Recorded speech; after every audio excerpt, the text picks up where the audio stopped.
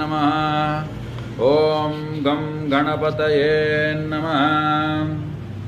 ॐ सुमुखाय नमः।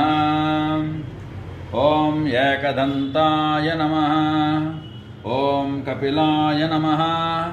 ॐ गजकर्णकाय नमः। ॐ लम्बोदराय नमः।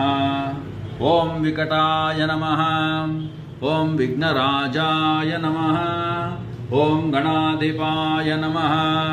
ॐ धूमकेतवे नमः। ॐ गणाध्यक्षाय नमः। ॐ बालचन्द्राय नमः। ॐ गजाननाय नमः। ॐ वक्रतुण्डाय नमः। ॐ शूर्पकर्णाय नमः।